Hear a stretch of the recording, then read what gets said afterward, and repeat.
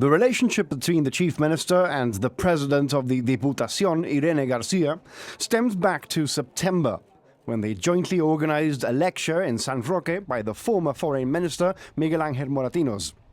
They resolved to meet to build on that initial link, but due to general elections in both Gibraltar and Spain, the planning for a referendum and other issues, it's taken this long to get round to it. Mr. Picardo arrived during a brief pause in the thunderstorm, an omen of good fortune which wasn't dampened by the single angry protester shouting Gibraltar Español as he stepped out of one of the official cars. Fuera! Fuera de aquí! Fuera! Gibraltar Español! Fuera!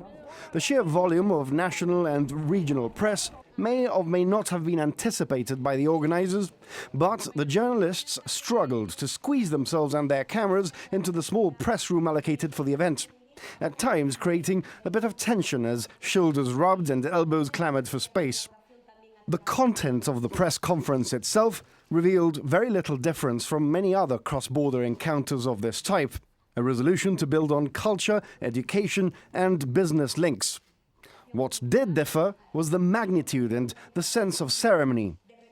Well, we've worked together already when I went to San Roque for the first meeting after the general election that I went to Spain for, on a number of different issues which we're now trying to give better shape to.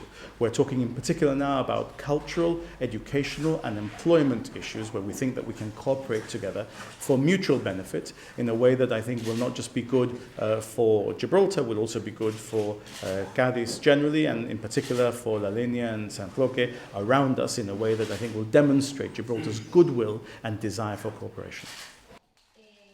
The President herself made it clear that it was in the interests of her citizens to enjoy good relations with their Gibraltarian neighbours, given that 8,000 of them cross the border every day to earn a living. The Spanish press, however, appeared to be more interested in other issues, meaning the Chief Minister had to diplomatically tread the political minefield of nuclear submarines, Gibraltar's status as a financial jurisdiction, and the ROC's future following a potential Brexit. Today's meeting was all about the political profile, the photographs, the cameras, but the real work in earnest begins now, where technical groups will meet to thrash out the political promises that have been made today.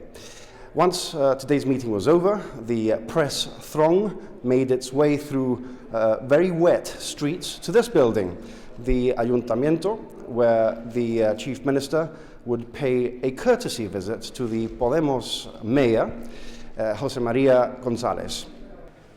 Ironically, outside this building, there's a huge banner that calls for an end to political frontiers in Europe. It's due to an unrelated issue, but no doubt an ironic reminder of the divide that exists between the communities that these politicians want to bring together. Jonathan Sacramento, GBC News, from Cadiz.